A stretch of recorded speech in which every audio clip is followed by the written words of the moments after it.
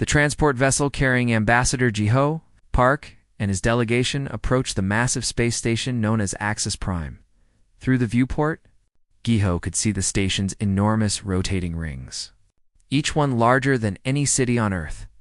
Thousands of ships from hundreds of different species docked at its ports. Some looked like living creatures, others were geometric shapes that hurt to look at for too long. This was the heart of galactic civilization, and humanity had finally earned an invitation to present themselves. Jiho adjusted his formal diplomatic robes and looked at his small team. There were only 12 of them: engineers, scientists, artists, and linguists. They carried no weapons. Their ship had no military capabilities. Everything about this mission was designed to show the Galactic Council that humanity came in peace, ready to join the community of spacefaring species as friends and partners. "Do you think they'll accept us?" asked Yoon Ji-cho, the junior diplomat who served as Jiho's assistant. She was young, barely 30, but her talent for languages had made her invaluable. She could speak 17 alien languages fluently. Jiho smiled at her. "We've prepared for every possibility. We bring gifts of our art, our music, our scientific discoveries. We ask only to be treated as equals." How could they refuse? The docking procedure took 2 hours. The station's artificial gravity felt strange, slightly heavier than Earth normal. As they walked through the corridors toward the council chambers, Jiho noticed how other species looked at them. Some seemed curious. Others showed what might have been contempt, though it was hard to read expressions on faces so different from human ones. The council chamber was breathtaking. A circular room 500 meters across, with seating arranged in ascending tiers. At the center was a platform where petitioners would stand. Above, a dome showed the stars beyond, slowly rotating.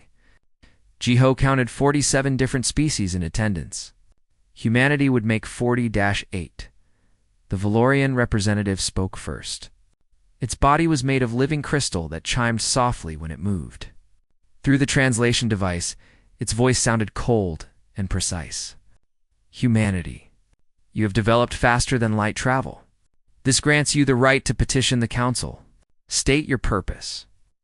Jiho stepped forward onto the central platform. He felt the weight of billions of humans watching through the quantum-linked broadcast. This moment would define humanity's place in the galaxy. "Honored council members," he began, his voice steady. "Humanity comes before you in friendship. We are young by your standards, but we are eager to learn, to contribute, to stand alongside you as partners in exploring and protecting this magnificent galaxy.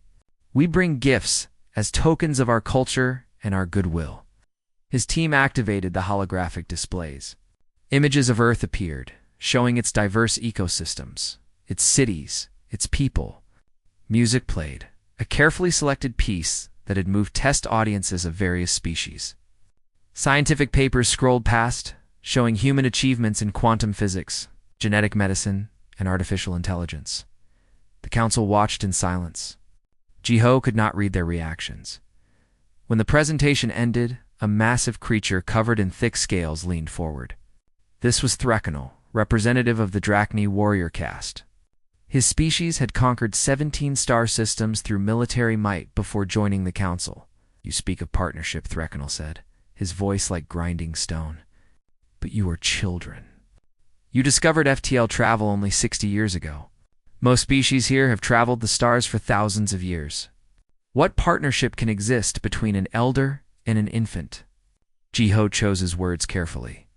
"Every species was young once. The question is not how long we have traveled the stars, but what we can offer each other. Humanity has unique perspectives, unique solutions to problems. We believe diversity makes us all stronger." "Diversity," repeated a TESEC representative, its voice layered as if many beings spoke at once, which in a sense they did. The TESEC were a hive mind. "There is already diversity here. 47 species. What does a 48th add except complication?" The debate continued for 3 hours. Jiho answered every question, addressed every concern. He thought it was going well. Some representatives seemed sympathetic. But then the Valorian representative made a proposal. "We recognize humanity's potential," it said. "Therefore, we offer probationary membership. For a period of 100 years, humanity will have observer status. You may attend council meetings but not vote. In exchange, you will grant the council mining rights to all uninhabited bodies in your solar system. And you will adopt our standard technologies. Phasing out your primitive systems? Giho felt his stomach drop. This wasn't partnership. This was colonialism dressed in diplomatic language. The council wanted Earth's resources and to control human technological development. They wanted to ensure humanity remained dependent and weak. That is not acceptable, Giho said firmly. We come as equals or not at all. We will not surrender our sovereignty or our resources in exchange for the privilege of watching others make decisions that affect us. The chamber fell silent. Several representatives shifted uncomfortably. Apparently no one said no to the Galactic Council. Threkanul stood slowly, his massive form dominating the chamber. You dare refuse the Council's generous offer? You who have barely left your cradle world. This is not courage, human. This is stupidity. It is principle, Giho replied. My people have learned hard lessons about what happens when the powerful demand submission from the weak. We did not come here to kneel. We came to stand beside you. What happened next occurred so fast that Yonji, watching from the visitors' gallery, almost did not process it. Threkanul drew a weapon from beneath his ceremonial armor. Before any of the council's security could react, before anyone could shout a warning, he fired. The plasma bolt hit Giho's center mass. The ambassador's body vaporized instantly. Threkanul fired again and again, systematically murdering every member of the human delegation. 12 people. 12 beings who had come in peace, who carried no weapons, who wanted only friendship. Dead in seconds. Yunji had been in the restroom when it started. She heard the screams, the energy weapons discharging. By the time she reached the gallery window, it was over. Smoke rose from the central platform where her friends, her colleagues, her mentor had stood moments before. The council chamber erupted in chaos. Some representatives shouted in outrage. Others sat frozen in shock. Threkanul holstered his weapon calmly, as if he had done nothing more significant than swat an insect. That, he announced, is what happens to those who forget their place. What none of them knew, what would only become clear in the hours to come, was that the entire incident had been broadcast live to Earth. Humanity's quantum communication systems were more advanced than the Council had realized. Every human with access to a screen had just watched their peaceful envoys murdered in cold blood. The Council's security forces led Threkanul away, but not to a cell. They escorted him to a private chamber where several senior council members waited. Yunji, hiding in the shadows of the gallery, managed to activate her recording device and catch fragments of their conversation. This was not the approved approach, the Valorian representative said, but its tone was not angry, merely annoyed. The human refused, Threkanul replied. You wanted them compliant. Dead is more compliant than defiant. Still, there will be consequences. The minor species will be upset. We will need to manage the narrative carefully. They discussed how to spin the massacre. An unfortunate accident, a malfunction of security protocols. They would send their regrets to Earth, offer compensation. The conversation made Yunji's blood run cold. This had not been one warrior's violent outburst. This was policy. This was how the Council maintained control. She recorded everything. Then she fled to the human transport and launched immediately, broadcasting her recordings on every frequency.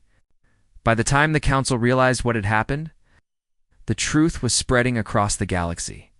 On Earth, President Minji Kong sat in the Emergency Command Center watching the footage for the 5th time. Around her, military commanders, intelligence directors, and cabinet members waited in silence. Some wept. Some showed faces carved from stone. All waited for her decision. Minji stood and walked to the window overlooking the capital city. Millions of lights stretched to the horizon. Billions of people on this planet. Trillions in the solar system's colonies and stations, all looking to her now. She turned to face her staff. Her voice was quiet but absolute. Send the message. Tell them we're coming. 3 months passed since humanity declared war on the Galactic Council. In those 3 months, the Council did almost nothing. Their intelligence services reported that human shipyards were indeed building warships, but the designs were primitive. Crude nuclear engines, simple kinetic weapons, armor made from metal alloys rather than energy fields.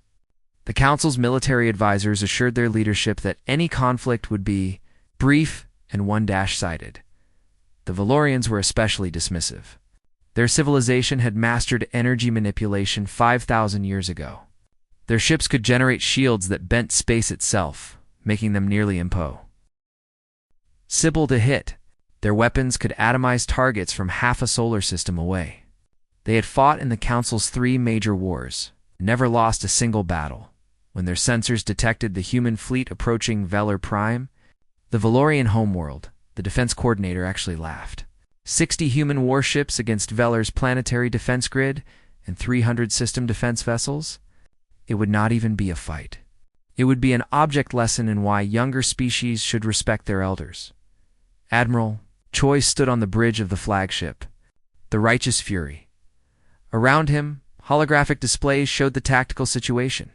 His fleet looked small and primitive compared to the elegant Valorian vessels that were moving to intercept them. But appearances deceived. "All ships," he said quietly. "Execute Protocol Dark Space." The human fleet vanished. On Velar Prime, alarms began screaming. The defense coordinator stopped laughing. In 10,000 years of spaceflight, the Valorians had never seen anything simply disappear from sensors like that. Their most advanced detection systems showed nothing. No energy signatures, no mass readings, no dimensional distortions. The human fleet had ceased to exist. Then they reappeared, but not where the Valorians expected. Instead of meeting the defense fleet in deep space, the human ships emerged from dark space at the edge of the planetary defense grid itself. They had somehow bypassed millions of kilometers of space in an instant. Using a form of faster-than-light travel that left no trace, the Valorian defense grid opened fire immediately. Massive energy beams, plasma missiles, and gravity weapons struck the human fleet. 6 ships exploded in the first 30 seconds. 7 more in the next minute. The humans were losing vessels at an alarming rate, but they kept coming, and they kept firing. Human weapons were not elegant. They did not manipulate exotic particles or bend the laws of physics. They used simple, brutal force. Railguns accelerated chunks of metal to significant fractions of light speed. Each projectile hit with the force of a tactical nuclear weapon. Nuclear-pumped lasers carved through armor with sustained beams, and the kinetic kill vehicles, masses of dense metal wrapped around engines, simply rammed targets at tremendous velocity. The Valorian shields, designed to deflect energy weapons and redirect missiles, struggled against pure kinetic force. The math was simple and terrible. Mass times velocity squared. When a 10-time projectile hits at 90% of light speed, no shield yet invented could fully stop it. The first defense platform went down 12 minutes into the battle. Then another. Then 5 more in quick succession. The human fleet was hemorrhaging ships, true. But for every human vessel destroyed, they left behind autonomous weapons that continued attacking. Missiles with basic AI, still hunting targets, mines that drifted toward enemy vessels. Even destroyed ships sometimes rammed enemies as their dying act. Taiwan watched his tactical display with a calm that disturbed his bridge crew. They were losing so many ships, so many lives, but this was war, and humanity had entered it with their eyes open. "Launch the Thorns," he ordered. From every human ship, thousands of small objects launched. Each one was barely a meter long. Simple, cheap, just a basic AI, an engine, and a shaped charge. The Valorians tried to shoot them down, but there were too many. They spread through the battlefield like seeds on the wind. Then they started finding targets. A thorn would attach itself to a Valorian ship's hull, right against the shield emitter. It would wait until the shield flickered during a reload cycle, a gap of microseconds. Then it would detonate, destroying the emitter. With shields down, the ship became vulnerable to everything else. The battle turned into chaos. Valorian ships that had seemed invulnerable minutes ago suddenly found themselves exposed. Human railguns punched through their holes. Lasers carved them apart. The elegant ballet of space combat became a brutal brawl. "They are trying to retreat," reported the tactical officer. "Let them," Taiwan said. "Our target is the planet."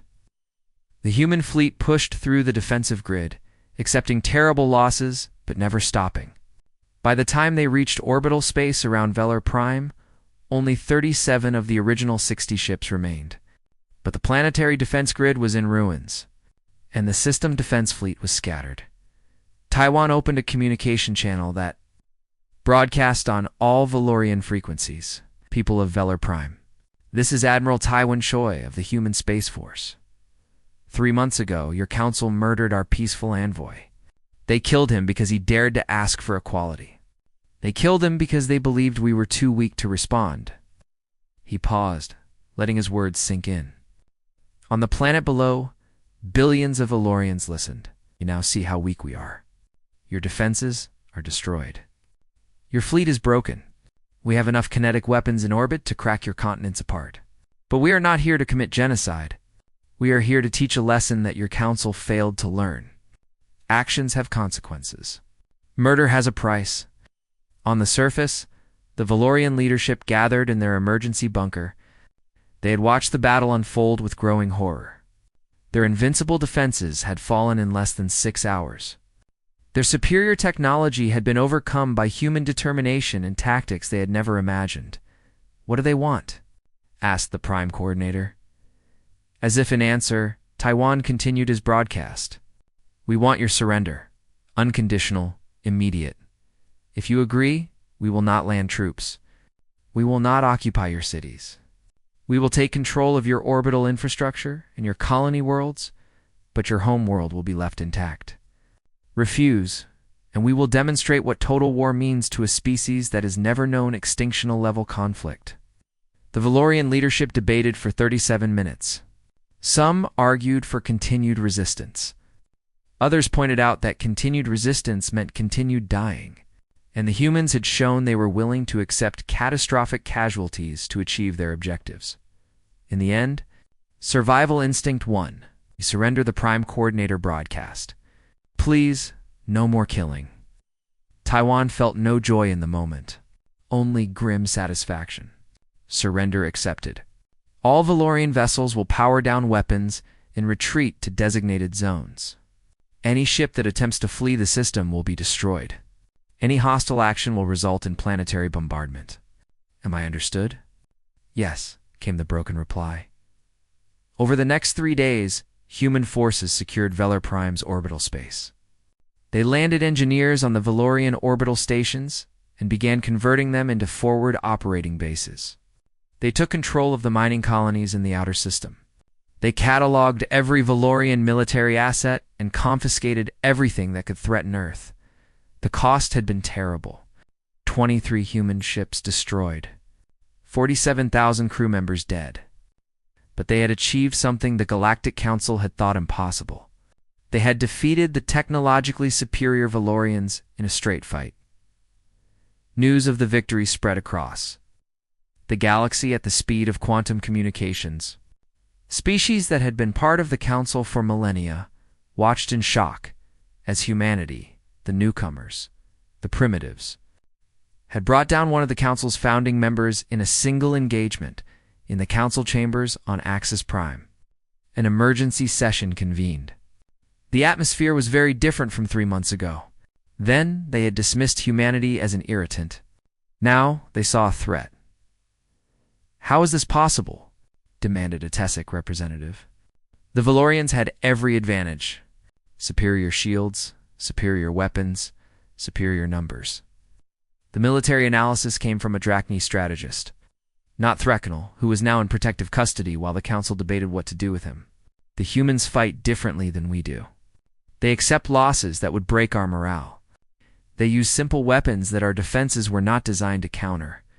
And they have tactical innovation that suggests extensive study of warfare." "Extensive study?" The Valorian representative's voice chimed with anguish. "They are primitives." "No," said another voice. This was a representative of the Keltor, one of the minor species. They are survivors. Look at their history. They have fought wars on their own planet for their entire existence. Wars of total extinction. Wars with weapons that could destroy their whole world. They know warfare in ways we never have. We grew powerful and forgot how to truly fight. They never forgot. The council chamber fell silent as the implications settled over them. They have taken Velar Prime, the Tessek said finally. What is their next move? As if in answer, a message arrived from Admiral Taiwan Choi. It was addressed to the entire Galactic Council and broadcast on open channels so every species would hear. This is just the beginning. We will dismantle your empire piece by piece until justice is served for Ambassador Jiho Park. Surrender now and face trial. Resist and face annihilation. You taught us that the galaxy respects only strength. We are teaching you what human strength means. On Earth, President Minji Kong met with her military staff. They reported the casualties, the resources expended, the strategic position gained. She listened to it all with a heavy heart. Can we sustain this? She asked. General Wang, her military chief, nodded slowly. We can. We built our industrial capacity for this. Every factory, every shipyard, every resource in human space is committed to the war effort. We can replace our losses. The question is not, can we sustain it? The question is, should we? Minji looked at the hologram of Jiho that stood in her office. His kind face, his hopeful eyes. He had believed in peace. He had died for it. They murdered peace, she said quietly. So they will have war. Continue operations. The war had been going for 18 months when Commander Hai Jin Nam received her orders. She stood in the briefing room of a converted asteroid station, looking at the holographic display of her target. Around her, the 43 members of her Ghost Division waited in silence. This is Station Meridian, Haijin said, pointing to the rotating structure in the display. It coordinates all Council supply routes in this sector. Food, medicine, weapons, everything flows through here. Our mission is to shut it down. One of her team members, a woman named Soman, raised her hand. Why not just destroy it? We have the firepower. Jin shook her head. Because we are not them. We do not kill civilians. Meridian has 6,000 workers, mostly from species that have nothing to do with the Council's military. We go in quiet. We sabotage their logistics computers. We leave. No deaths unless they force our hand. This was the pattern humanity had established. They fought hard, they fought smart, but they tried to fight clean. It was not always possible. War was messy and people died, but humanity had learned from its own bloody history.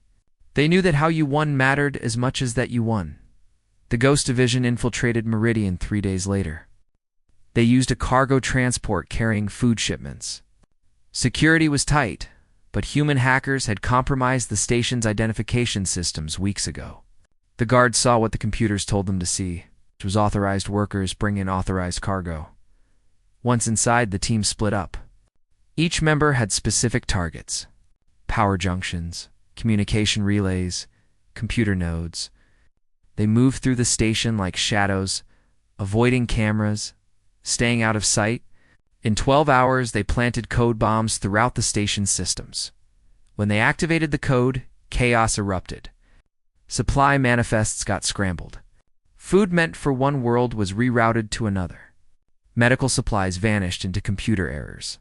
Weapon shipments ended up at civilian stations. The station's entire purpose became useless overnight. Haijin and her team escaped before security figured out what happened. By the time the Council sent experts to fix the damage, the Ghost Division was already hitting 3 more stations. This was humanity's strategy. They did not try to match the Council's strength directly. They made war on the systems that kept that strength functioning. While Haijin disrupted supply lines, other human forces targeted the Council's military directly. The Drachni, proud warriors who had started this war by murdering Ambassador Jiho, found themselves facing an enemy that fought without honor because human war had evolved past such concepts. On the Drachni colony world of Drachni 4, the first signs appeared in the agricultural zones. Crops began failing. Not all at once, which would be obvious sabotage. Slowly, over weeks, yields dropped. Plants grew, but produced no seeds. The Drachni investigated and found nothing wrong. The soil was fine. The water was clean. The air was normal. What they did not find, because they did not know to look for it, were the engineered microorganisms in the soil. Human xenobiologists had studied Drachnii biology for months. They understood which bacteria the Drachnii crops depended on. The human-made organisms did not attack the bacteria directly. They simply outcompeted them for resources. Slowly pushing them out, food production on Drachni 4 fell by 40% in 6 months. The colony, which had been self-sufficient, now needed imports. But the imports had to come through supply lines that the Ghost Division was systematically destroying. The Drachni faced a choice: pull military resources back to protect their colonies, or watch their civilians starve. They chose to pull back, which was exactly what humanity wanted. Every ship protecting a colony was a ship not fighting Earth forces. The Tessic hive mind presented a different challenge. They had numbers that humanity could not match. A single Tessic hive cluster could produce 1 million drone soldiers in a month. They threw these drones at human positions in waves, accepting losses that would break any individual species. But the Tessic had a weakness they did not realize. Their strength came from their neural network, the quantum-linked consciousness that connected every drone to the hive mind. It let them coordinate perfectly, but also made them vulnerable in ways individual minds were not. Jinwoo. Lee was a hacker before the war. He had broken into corporate systems for fun, never stealing, just proving he could. When humanity mobilized, he volunteered his skills. The military put him in charge of a team tasked with understanding alien computer systems. The Tessic neural network was not exactly a computer, but it operated on similar principles. Information traveled along pathways. Processing happened in nodes. It could be understood, and what could be understood could be attacked. Jinwoo's team developed what they called logic bombs, packets of information designed to cascade through the Tessic network, creating errors that multiplied faster than the hive mind could correct them. They deployed the first bomb against a Tessic hive cluster defending a mining colony. The results exceeded expectations and horrified the humans watching. The affected drones began attacking each other. The hive mind tried to isolate the corrupted section, but the logic bomb had already spread too far. In 6 hours, an entire hive cluster of 2 million drones had destroyed itself. Jinwoo felt sick watching the recordings. "We created a weapon that drives them insane," he said quietly, his commanding officer. A woman who had lost her entire family in a council bombing raid looked at him with cold eyes. "They declared war on us. Did you think we would play fair?" The logic bombs became standard tactics. Human forces would engage Tessic hive clusters in battle. And during the fighting, hackers would inject the bombs into the enemy network. It was effective and terrible. The Tessic, who had seemed unstoppable because of their numbers, began pulling back their forces, trying to protect their vulnerable neural networks. Not every human approved of these tactics. Protests erupted on Earth and the colony worlds. People argued that driving enemies insane violated the principles of ethical warfare. But President Mingy Kong addressed these concerns directly. "I understand your discomfort," she said in a broadcast to all of humanity. "I share it. But understand what we face. The Council started this war. They murdered our envoys. They chose violence. We must win this war because if we lose, there will be no second chance. The Council will ensure humanity never threatens them again. So yes, we use weapons that make us uncomfortable. We do things that hurt our conscience. But we will win. And when we win, we will show mercy. That is what separates us from them." It was not a perfect answer, but it was honest, and humanity appreciated honesty. The war ground on. Human forces captured council colonies, not to occupy them, but to deny resources to the enemy. They destroyed military bases, supply depots, and shipyards. Every action was calculated to weaken the council's ability to wage war while minimizing civilian casualties. But minimizing was not eliminating. Mistakes happened. A human missile malfunctioned and hit a civilian station, killing 8,000 beings. A kinetic strike meant for a military base missed by 3 kilometers and devastated a city. These incidents haunted humanity's conscience. But they did not stop the war. The council members watched their empire crumbling with growing panic. Species that had been part of the council for thousands of years began reaching out to humanity through back channels, offering secret peace deals. They would stop fighting if humanity would guarantee their safety. President Minji Kong met with her advisors to discuss these offers. Some argued for accepting them, splitting the council's alliance. Others worried it would look like weakness. We accept, Minji decided, but with conditions. They must provide intelligence on council military operations. They must allow humanitarian observers to verify they are not abusing their populations. And they must agree to participate in whatever peace settlement we eventually reach. One by one, council species defected. First, the minor ones. Species who had never wanted to fight but feared council punishment more than human weapons. Then, some major powers.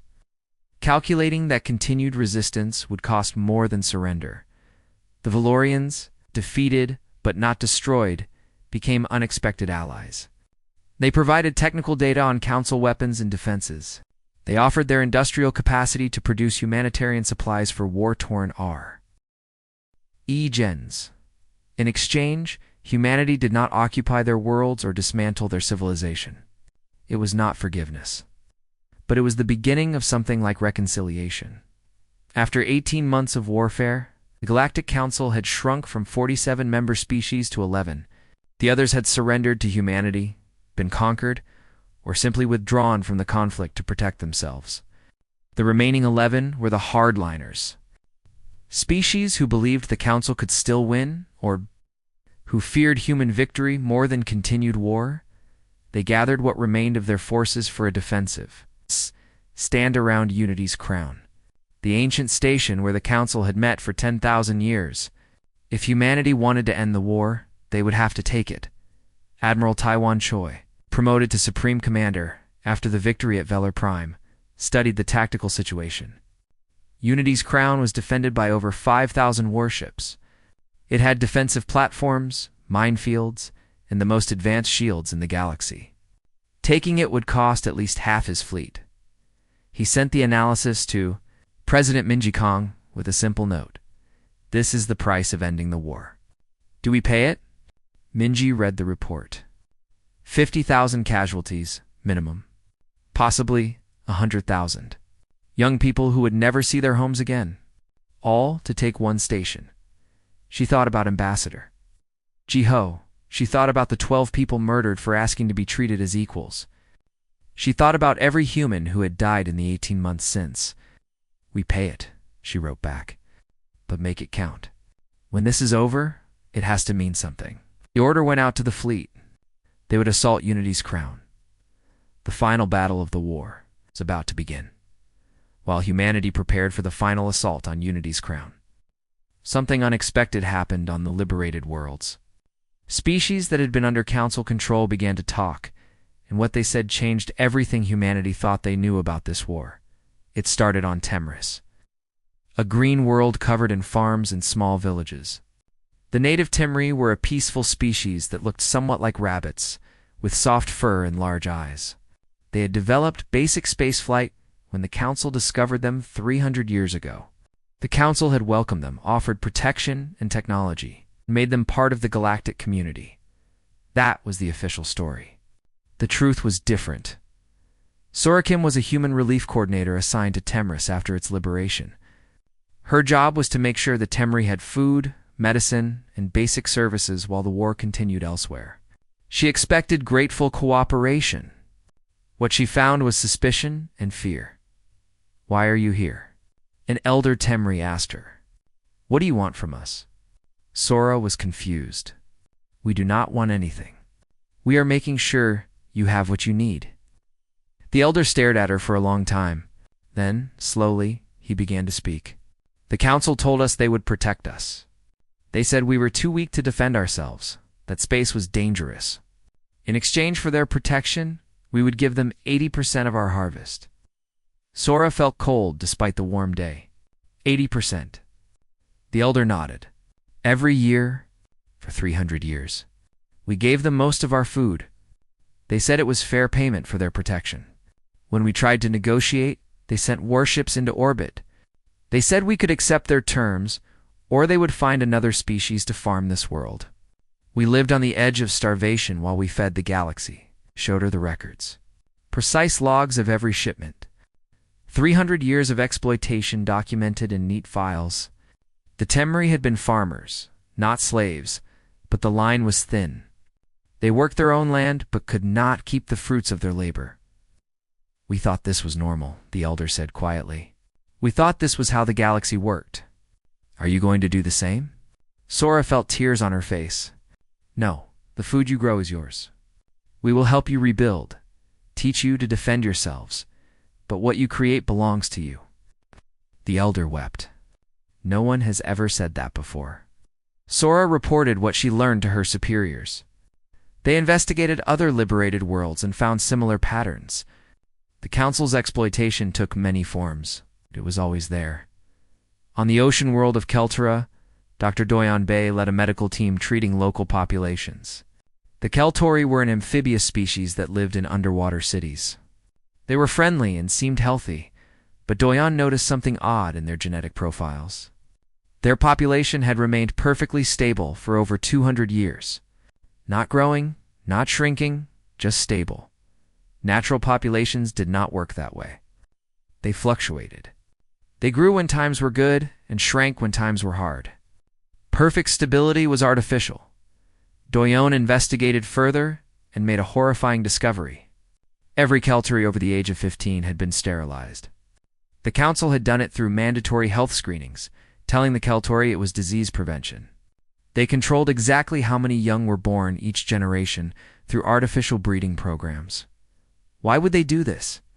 Doyon asked a Keltori elder. They said it was for environmental protection, the elder explained.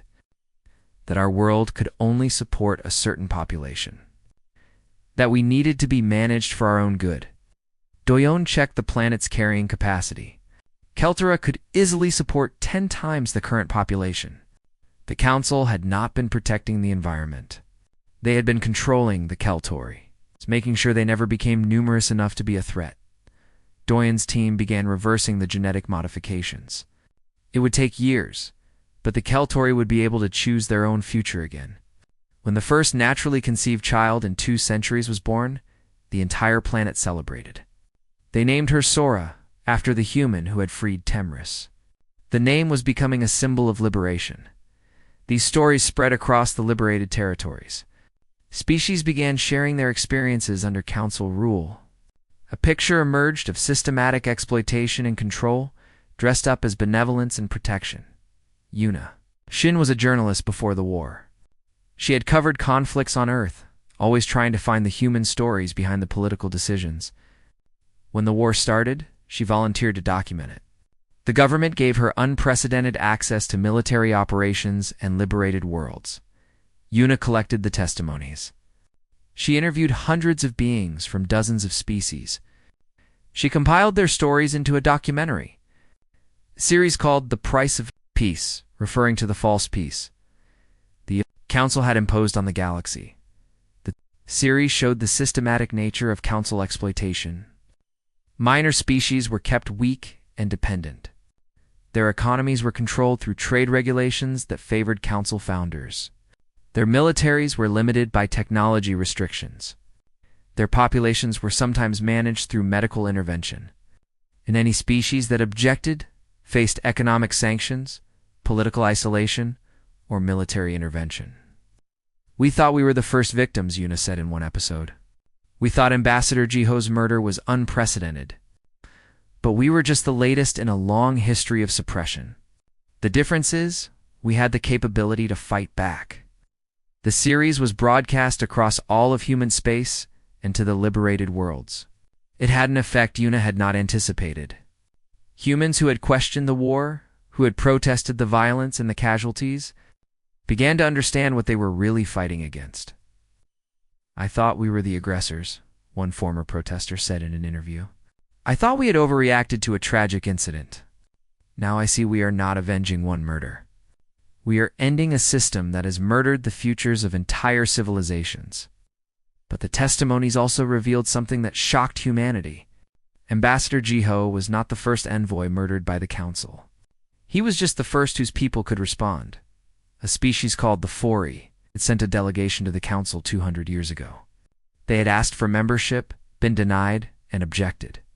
Their envoy had been killed, and when the Fori protested, the Council sent a fleet. The Fori were extinct now. Their homeworld was a Council mining colony. The Vren had petitioned 50 years ago. Their envoy was arrested on false charges and died in custody. When the Vren government demanded answers, the Council imposed trade sanctions that collapsed their economy. The Vren survived, but barely. They were now a servant species, doing the manual labor no one else wanted. There were others. The Council had refined its methods over millennia. Usually, they could co-opt or intimidate species into compliance. When that failed, they removed the problem. Humanity was simply the first problem they could not remove. President Minji Kong watched the testimonies in her private quarters.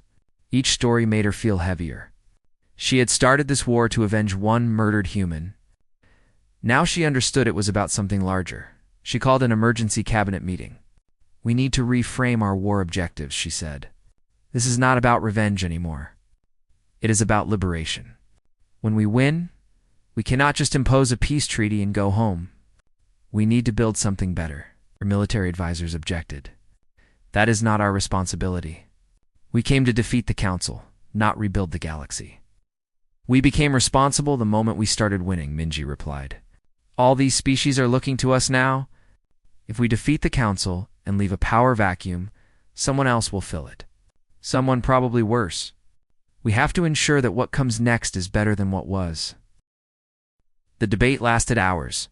Some argued that humanity had no right to impose its values on alien species. Others said that failing to act would make them complicit in future oppression. Eventually, Minji made a decision. "We will offer every liberated species a choice," she said. "Join us in building a new federation based on genuine equality, or go their own way with our blessing and protection.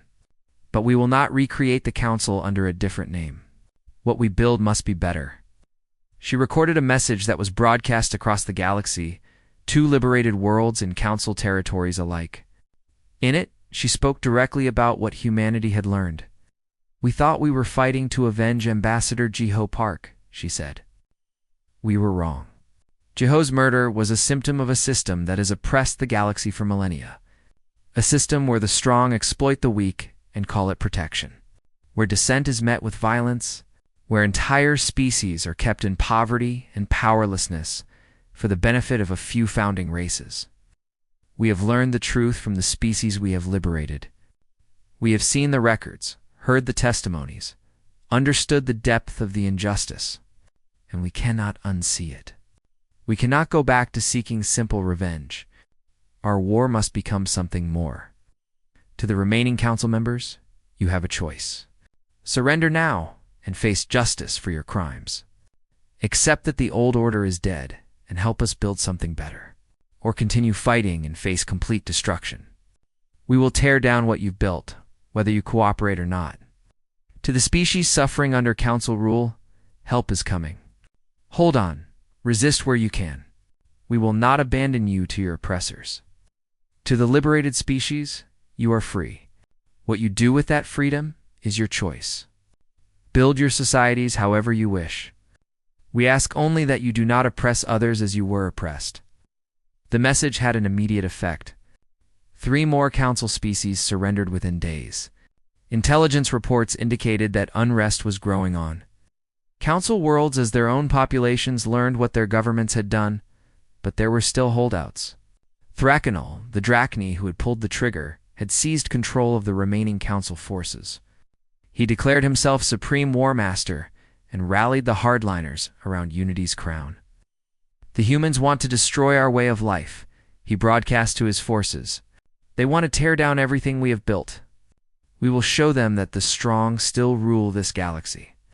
Admiral Minho Yoon, who would lead the assault on Unity's crown, listened to the broadcast. He had lost his wife and 2 children in a council bombing raid 6 months ago. He had every reason to want Threkanol dead, but he remembered President Mingi's words. This was not about revenge. This was about justice. There was a difference. When we take that station, he told his fleet commanders, Threkanol comes back alive. He faces trial. Everyone sees that we are better than they are. The human fleet assembled at the edge of the Unity's crown system. 10,000 warships, the largest force humanity had ever gathered. They came from Earth, Mars, the orbital colonies, and the new shipyards built in liberated territories. Every vessel bore scars from previous battles. Every crew had lost friends. Admiral Minho Yoon stood on the bridge of his flagship, the Last Testament. He was 42 years old, but looked 60. 2 years of war had aged him. The death of his family had hollowed him out, but he had a job to finish. All ships report ready, his tactical officer said. Minho looked at the tactical display. Unity's crown sat at the center of a massive defensive network. 5,000 council warships, hundreds of defense platforms, minefields, missile batteries, energy weapons that could vaporize a ship from 1,000,000 kilometers away. The council had gathered every remaining asset to this one point. They think we will hesitate, Minho said quietly. They think we will see their defenses and negotiate. They still do not understand us. He opened a fleet-wide channel. All ships, this is Admiral Yoon. Today we end a war that should never have started. We end a system that has oppressed the galaxy for millennia. We fight not for conquest, but for justice. We fight so that what happened to Ambassador Ji-ho never happens again. Some of us will not survive this battle, but our deaths will mean something. They will mean that the strong can no longer murder the weak without consequence. All ships, advance. The human fleet moved forward as one. The council forces opened fire immediately. The battle began. It was not elegant. It was not clean. It was 3 weeks of brutal, grinding combat. Ships exploded. Thousands died. The space around Unity's crown filled with debris and radiation. Human vessels pushed through the defensive lines, accepting terrible losses. For every kilometer they advanced, the wreckage of dozens of ships marked their path. The council forces fought desperately. They knew surrender meant facing justice for their crimes. Some fought out of loyalty. Others fought because they saw no other option. A few fought because they genuinely believed the council system was right, that the strong should rule the weak. On the 12th day of battle, the human fleet broke through the outer defensive ring. They began targeting the defense platforms, systematically destroying them one by one. The council fleet tried to stop them, but was slowly ground down by human numbers and determination. On the 18th day, Threkanol made a final broadcast from Unity's crown. To all council forces, we cannot win this battle, but we can make them pay such a price that they will regret their victory. Activate Protocol Omega. Protocol Omega was the council's ultimate contingency plan. Every remaining ship would overload its reactor and ram human vessels. Suicide attacks on a massive scale. It was designed to break enemy morale, to make victory so costly that the enemy would sue for peace, but humanity had broken council communications days ago. Jinwoo Lee's team had infiltrated their networks. When Threkanol gave the order, human jammers activated. Most council ships never received it.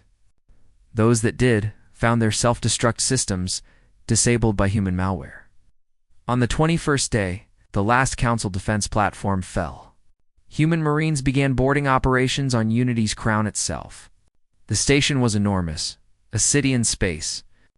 Fighting through it took days. Corridor by corridor, deck by deck, human forces advanced. Threkanol retreated to the council chambers. It's the same room where he had murdered Ambassador Ji-ho 2 years ago. He gathered his personal guard, 50 elite Drachni warriors. They would make a final stand. Captain Yoonji Cho led the assault team that breached the council chambers. She was the sole survivor of Ji-ho's delegation, the one who had been in the restroom when the shooting started. For 2 years, she had trained, fought, and survived. Now she stood in the same room where her friends had died. Threkanel recognized her. The survivor. You have come for revenge. Yunji raised her weapon. It would be so easy. One pull of the trigger. Justice for Jiho, for the others, for every species the council had oppressed. Her finger tightened. Then she lowered the weapon. She said, I have come for justice. There is a difference. She signaled her team. They moved forward and restrained Threkanel and his guards. No one fired a shot. The last battle of the war ended not with an execution, but with an arrest. You are weak, Threkanel spat. You should kill me. That is what a real warrior would do. We are not warriors, Yunji replied. We are humans, and we are better than you. The news of Unity's crown's fall spread across the galaxy within hours. The war was over. Humanity had won. But the hard part was just beginning. President Minji Kong, now 70 years old and exhausted, convened a conference on Earth. Every species in the galaxy was invited. Former council members, liberated species, neutral powers, everyone. The purpose was to build a new galactic order. The conference lasted 6 months. There were arguments, disagreements, and moments when it seemed like it would all fall apart. Some species wanted punishment for the council members. Others wanted to pretend the old system had never existed. A few wanted to simply recreate the council. Under a different name with themselves in charge, Minji listened to it all with patience that surprised even her closest advisors. Finally, she called for order and spoke. We are here because the old system failed. It failed because it was built on exploitation and fear. Some species had power and used it to control others. That cannot be the foundation of what we build now. Some of you want vengeance. I understand. But vengeance will not heal the wounds. It will create new ones. Others want to forget what happened. But we cannot forget. Those who forget history are doomed to repeat it.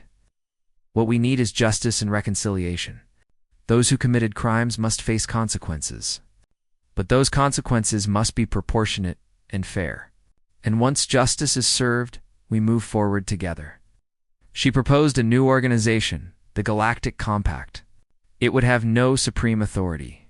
Every species, regardless of size or strength, would have one vote. Decisions would require consensus, not simple majorities, ensuring that minority voices could not be overruled. Military force would be prohibited except for self-defense, or with unanimous compact approval. This will be slow, Minji acknowledged. This will be frustrating, but it will be fair. And fairness is what was missing before. The proposal was debated for weeks. Slowly, species began to agree. Not because they loved the idea, but because it was better than the alternatives. 70 species ratified the compact in the first year. Meanwhile, the trials began. Threkanel and the council leadership faced a tribunal that included judges from 20 different species. The proceedings were broadcast across the galaxy. Everyone would see that justice was being done. The evidence was overwhelming. Threkanel did not deny killing Ambassador Jiho. He claimed it was his right as a council member. The tribunal disagreed and sentenced him to life imprisonment in a human-monitored facility. He would spend the rest of his life in a cell, alive but powerless. Other council members faced similar trials. Some were found guilty and imprisoned.